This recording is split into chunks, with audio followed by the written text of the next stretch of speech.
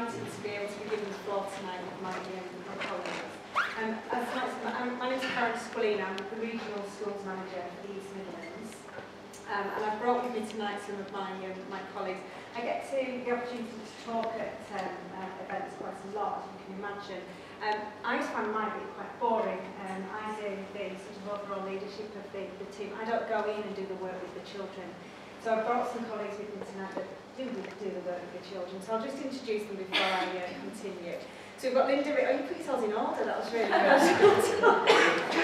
Linda here, Linda Ricketts. Linda's the area coordinator for Derby and Derbyshire, and Linda's role is to get the schools on board for us to do the delivery, and also to manage the team of volunteers that do the delivery in the schools, do the assemblies and the workshops. So that's Linda. And we've got Holly. Holly is one of our volunteers. We thought it really useful this evening for you to be able to hear from the horse's mouth, as it were, from one of the people that actually goes in and does the work with the children. All will be revealed as to what Holly's holding in a little. We also have, I think it's really important to talk about the impact of the work that we do. Jo Barnett is a Year 6 primary school teacher from Portway Primary. Jo's really kindly agreed to come along tonight and talk about the service from a school's perspective. Portway Primary have recently had the school service into the school, and Jo's going to talk to you a little bit about the reason why they signed up to have the service in the school, and also a little bit about the impact that the service has had. So let me just set the scene for you. May 2011, I came into post.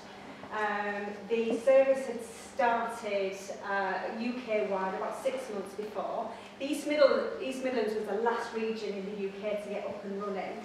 So I walked into the office in Nottingham that Mike mentioned before, the Childline office, and I didn't even have a desk, let alone any staff or volunteers. So we've spent the last sort of year and a half developing the service. So we're fully staffed now in the East Midlands. I've got 4 area coordinators, all who are marvellous, and we've got a team of 50-odd volunteers now going into schools. We've recently reached our 12,000th child, which is absolutely phenomenal, and that's testament to the hard work of the area coordinators and the volunteers. So just to backpedal a little bit and talk about the reason for the service.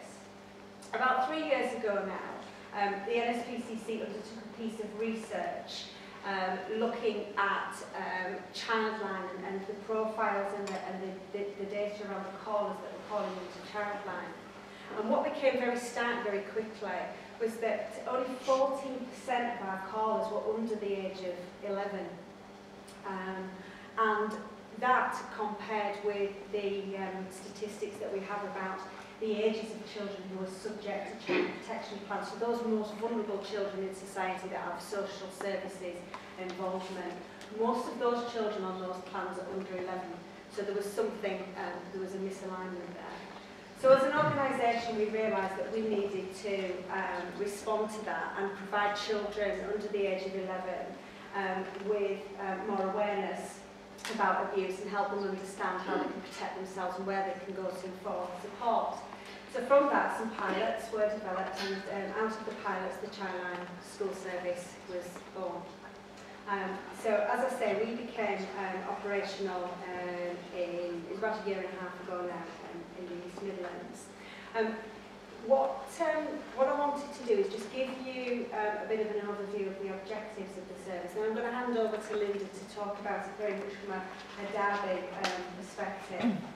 So the objectives of the service, we want children to understand abuse in all its forms. So we're talking about children aged 9 to 11, that's our focus area. So we want to talk to them about all the different types of abuse, including bullying, in a way that they will understand, a way that is sensitive, and in a way that they can take on board. We also want children to know how they can protect themselves. Now that doesn't negate the responsibility of adults, in no way does it do that. But we think children can protect themselves if they have an understanding about the way that they feel. If they feel uncomfortable about a situation, they can then know that they can go and talk to somebody about getting the help that they need. also want to do through the service is ensure that children are aware of the different types of help and support that are out there for them. So obviously we promote the Childline Helpline, the 0800 111 number on the website. But what we also encourage children to do through activities in the sessions in school is to think about their immediate networks. Think about people they trust and who they can talk to. Because there will be people in the local communities that they can talk to as well. So through the work of the school service and the 3 objectives that we've got, the vision that we want to achieve is to reach every child in Derby by 2016. Now you'll hear from Linda and you'll hear that we're well on our way to achieving that, which is fantastic. We want children to be able to speak out about abuse, and we know from the work that we're doing that children are starting to speak out about abuse. Just before I pass over to my colleague, I just wanted to let you know something that happened this week. I was pulling together the presentation for this evening, and an email popped into my inbox. It was from the area coordinator. It was actually in Lincoln, but it could have been from any one of the area coordinators in the team, and it was forwarding some feedback from a head teacher.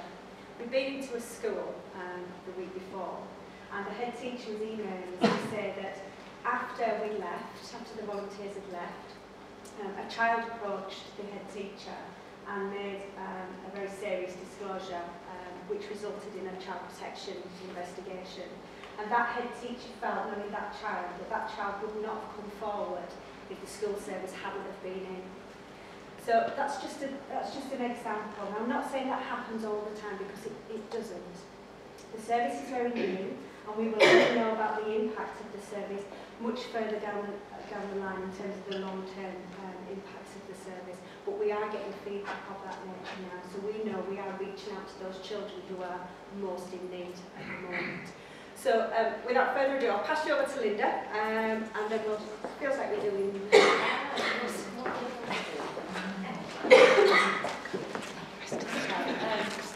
Well, my sort of key aspect of the role is focused on Derby and Derbyshire. It's my role to recruit and train volunteers to make links with schools and develop partnerships and relationships within Derby and Derbyshire.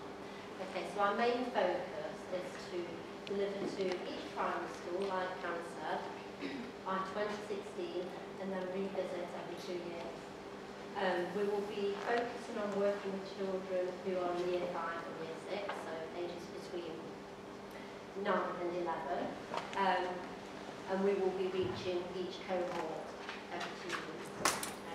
Okay, so volunteers are central to the delivery. That's the model that we've chosen for various reasons, to develop links within the communities and for volunteers to have that consistent relationships with their local schools. We have a very robust volunteer recruitment and training system in place and quality assurance, and Holly's going to explain a little bit more about that in a few minutes. Our focus mainly is to deliver assemblies to children and then to revisit the school within 2 weeks and deliver an hour interactive workshop. We chose this model because it was piloted for 2 years, as Karen mentioned, and it was the most effective model. It was the biggest sort of retainment of information and learning and impact, sort of revisiting to reiterate those messages. We're going to hand it over to Holly now, who is one of our volunteers in Derby. She's been with us for just over a year now. She's going to explain a little bit about her experience of her involvement with the Chartwell School Service, and also give you a bit of an insight into the delivery sort of sequences thread. Okay, so I'll just hand over to you. That's a bit of a swap. Okay, so as Linda said, I'm here to talk to you about what Chartwell School Service is like from a volunteer perspective, and my journey so far in the service, so you get to know a little bit more about sort of the things that we do. So I'm going to start by talking about why I applied for the service in the first place, and I can imagine all of the people that are looking at me here are employers. I knew that I needed work experience, and I know that that's probably something you guys look for when you have applicants coming to you for jobs, but it was getting out there and doing it, because it's quite a scary thing, applying for a new job, going out in there to a world that you don't know. So I was quite worried about it, but I'm at university, so when it came into my second year, I took a module called Placement for Reflective Practice. And with that, it forced me to go out into the field to find something, a work placement, some voluntary work, something that I can build experience with and practice the skills that I knew I had. So then it came to, well, where do I apply to? What sort of thing do I go for? The NSPCC is something that I followed for a long time, even though I'm quite young, I'm 21. I remember when I was in primary school, and the old Chartwell school service called CHIP, I remember them coming into my school, I remember them talking to us, and that's something that stuck with me for a long time, so I knew it was something that I was passionate about. So I went onto the NSPCC website and had a look at some of the things that they did, and I thought, right, I'm just going to go for it, and I'm going to apply for the school service. So now I'm going to talk to you a little bit more about my application process and the training process, because as I said, it's quite vigorous. It's really important that they know that we are completely capable to go out and do the work that we're going to be doing, because talking to children at the ages of 9 to 11 about things like sexual abuse, bullying, things that can be really effective to them, it's quite difficult to talk about, especially because you can imagine children of that age don't get to talk about those things very often, especially not with adults, so it's quite difficult. So on the application process, it's something that I've never done before. It really got me to think about my skills, my abilities, my qualifications, and think about how I applied them in something like this situation. And I've never reflected on myself before. I mean, I don't know about you guys, you've been in careers for a long time. That sounds bad, doesn't it? But that might be something that you do as your everyday jobs and appraisals and things like that, whereas I've never done that before. So it was a new opportunity for me. After that, I went for an interview with Linda and the area coordinator for Nottingham. And it was quite a long interview, it was a good hour, we had a really good chat. And from the application process, I had a look at the skills and qualifications that I said I had, and then maybe think about how I applied them to real life, maybe past experiences where I could prove that to them, to know that, so they know I was capable for the role. And after that, they called me later that day to tell me that I was successful, which was fantastic. I was really excited about it. So then it moved on to the training process. So the first part of the training process is called Educare, which is an online programme. It's 3 different modules, which got you used to thinking about children's rights, children's welfare and bullying in particular, just so that you're aware about background information and things like that. And then it moved on to the face-to-face training, which was really good. It's got to meet the other volunteers that were recently been recruited, and we went through all the materials that we're going to be using, went through all of our fears and our worries, because we were all new, we'd never done anything like that before. Even some of them were teachers, some of the volunteers, and they still felt nervous about some of the things that we were going to be talking about, because you never know what the kids are going to say to you, you don't know what questions they're going to ask, and that could be quite a scary thought. So we talked about that, and Emma and Linda were really reassuring, and we talked about those situations and what we can do to resolve them, so it was fantastic. And obviously involved in all of this process is a CRB check, because they want to know that we're safe and that we're okay to go into the school to be talking to the children. So after that, it was now time to put it into practice and see what it was all like. So we went and did some observations. So we went and we'd watched Linda, and this was when the service was pretty new, so we would go and watch Linda, whereas now new volunteers will come and watch us older volunteers, just to see what it's like in real life, because you can see it on paper, you can see all the things that you're going to be saying, but then when you're in there, it might be a completely different situation. So we'd go and watch Linda and see what it was like, and maybe get involved a little bit as well, especially in the workshops, because they are really interactive, so it's easy for you to get in with those little groups and talk about what they're doing in their group. And then after that was the co-deliveries. So we'd work with Linda and we'd go into a school and we'd pick sections that we wanted to do, and we'd practice it beforehand, and then we'd actually do it. It's a bit scary at first, but as it goes along it gets easier, and it's such a good experience, it's really enjoyable. And so that led to us being fully trained then once we've been signed off from Linda. We've talked about maybe things that didn't go so well and what we could do to improve the next time. So now I'm a fully fledged volunteer and have been for a long time. So I go to schools with other volunteers all the way throughout Derbyshire. And as Linda said, we do a 30-minute assembly with them. And we introduce this person here, well, person, I'll let you decide what he is. This is Buddy. And what we say to the children is Buddy is our mascot, and he believes in children's rights. So he believes that all children have the right to be kept from harm, should be kept safe, and have the right to speak out if they need to. And we ask them what they think that Buddy is. So I don't know if any of you guys can shout out what you think Buddy is. Any ideas? Buddy? We also get M&M's, which I think is very fitting. But no, he's actually a speech bubble, his little tail here, to represent the fact that children have the right to speak out if they have a worry. Oh, and they all love Buddy so much, like, he's like his favourite person. Whenever we come back to the workshop, they're like, oh, Buddy, that they think is amazing. I've even been asked, can I buy one, where can I get one from? And I'm like, oh, sorry, you can't have one. So yes, and then in the assemblies at the end we leave them with a sticker that's got the child line number on and Buddy as well. And what we've also got for them is a little pack. I'll lay these out on some tables later if you want to have a closer look, that have word searches in them and things like that, just so they can go over the messages that we've been through in the assemblies and they're clear about what we talked about. And in that first assembly, what we do is a sack of worries exercise.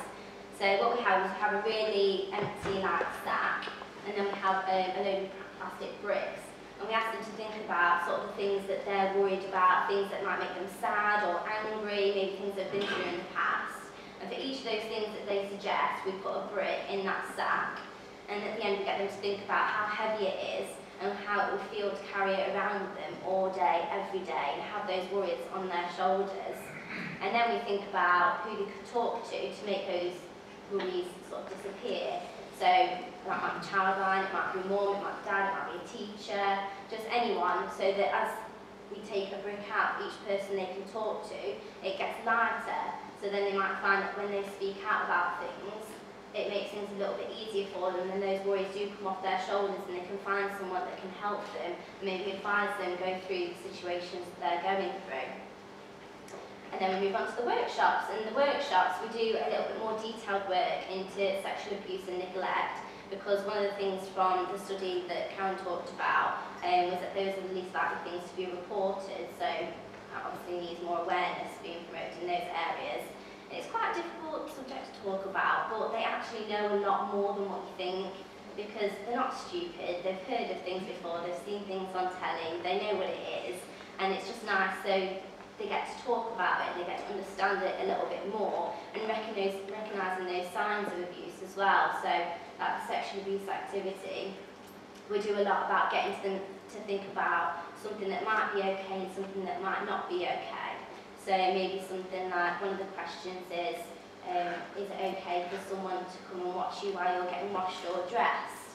And obviously in a sexual abuse sense that's not okay, but then say if a child's disabled or they've got someone like a grandma in their household who can't do it by themselves, that would be okay for someone to help them get washed or dressed, because that might not necessarily be sexual abuse. So we get them to think about those sorts of things as well, because it can be quite confusing for them to think, Mum just walked past the room when I was getting washed, that was sexual abuse, because it might not be. So you have to make those sort of things clear to them.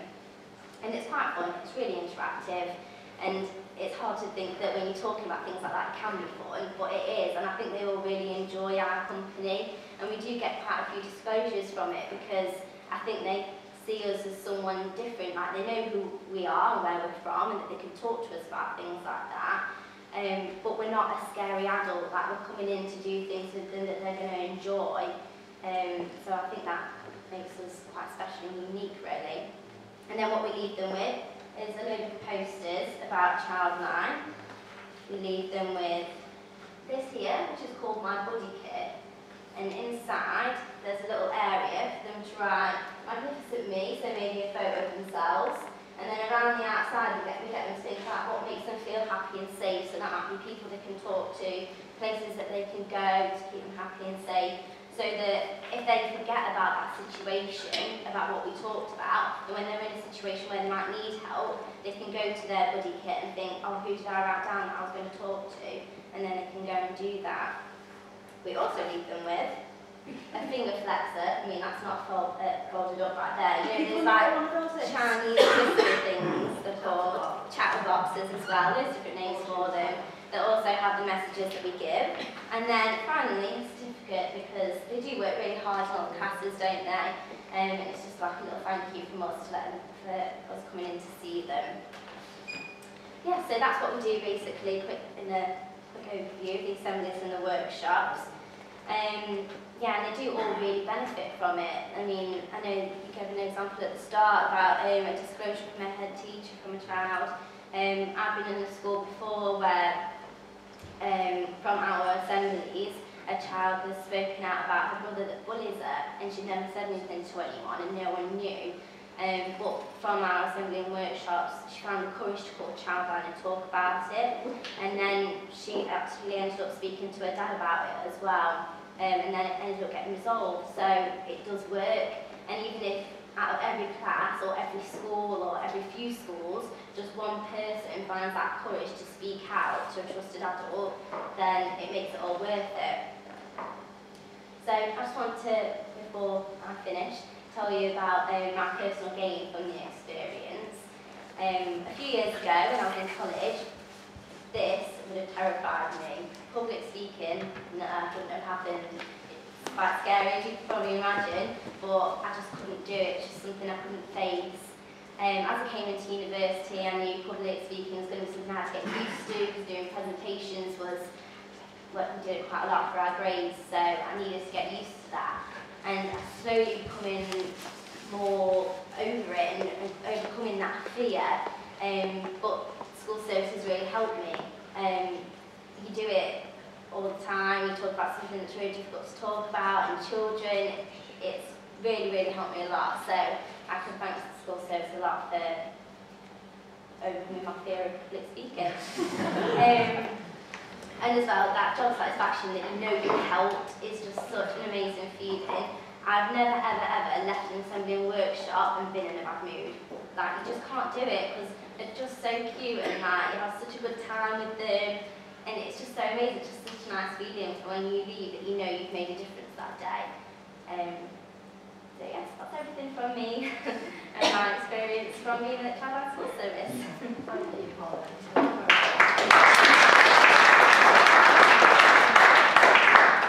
So just to update you on Derby, we've had a real success in regards to recruitment of volunteers and the great interest. But we have a variety of volunteers from various backgrounds that bring all sorts of different experience and different volunteers to the service. From counsellors to time teachers, head teachers, a variety of people from different backgrounds. We have 15 active volunteers at the moment, and that's a real success in terms of the East Midlands. So quite a high proportion of volunteers, particularly signed off. As Holly explained the process, it is a robust process. It just takes, after the face-to-face training, at least 3 months to be signed off in terms of quality assurance. So that's a real achievement for Derby. We've reached 1,800 children to date. Bearing in mind I've only been in post 14 months. And we are sort of just establishing ourselves as a service, so that's amazing.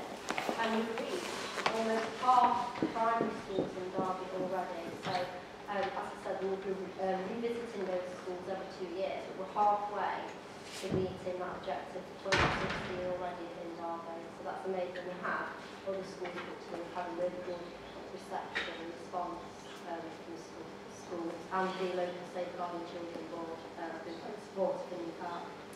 So excellent in terms of achievement for Derby. One of the first schools that we actually delivered to in Derby City was Chartwell Primary.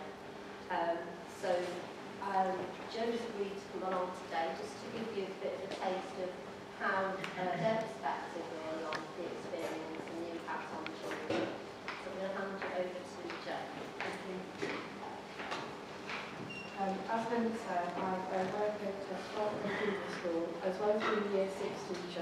and also the PSHE coordinator, that's personal, social, health education, and a healthy schools coordinator. We're part of the 2-year training cycle, and we took part in summer 2012. The government saw all of the materials and they're fully supportive of the programme. The majority of parents have been interested, with only 2 parents after about 380 pupils opted out, and that's for personal reasons. The work that the NSPCC does fits very well in with our curriculum, especially with that PSHE curriculum with our SEAL, so bullying programme and that anti-bullying week. It also helps to develop people's moral and social skills and their understanding what is right. We recently had Ofsted, and they said that at Portway the children are well equipped to keep themselves safe. It was other school pupils who took part in the assembly and workshops over a couple of days, and the awareness of pupils were raised in a sensitive way, and they were taught that if they found themselves in an inappropriate situation, that they knew that what they should do. Like Linda said, lots of children know what the problems are, they know what abuse is, but if they found themselves in a situation, they don't know what to do. The assembly is very informative, and the terms are explained really clearly. One of the things that pupils really liked was that there was an interactive phone call. Was it a video? It was a video. It was an example of what happens if a child phones Chartwell and what the procedure will be and what the steps will be the children will hear and who they'll speak to. And I spoke to some of our children today who had the assembly last year when they were in year 5, and that was the thing that they really found useful, that if they had to phone a childline, what it would be like, and that made it a little bit less intimidating for them. The workshops were also really good because the children got to talk to the leaders and they got to talk about the different scenarios in a much more informal and supportive way. The games were really good. There were lots of little matching games and the children could talk in groups together and then volunteer answers if they wanted to. So they felt really safe and being able to discuss the issues. And also some of the situations are very black and white, but when discussing them, the children then know that so the situation saying that somebody are naked with somebody in their house, but it might just be that they're somebody's wandering from the bedroom to their bathroom and back, and that's not an abusive situation, but so the children have discussed the it wasn't, so that was really useful for them. The children were also able to take away posters and little wallet cards, so that if they didn't want to disclose on the day and they wanted to go home and think about it, they were able to have information to know where to go and talk as well. We didn't have any disclosures after our workshop last year, but one pupil felt more confident to ask about a situation at home, to have it clarified as to whether it was abuse or not, and it wasn't, but then the school was able to support the family in a situation which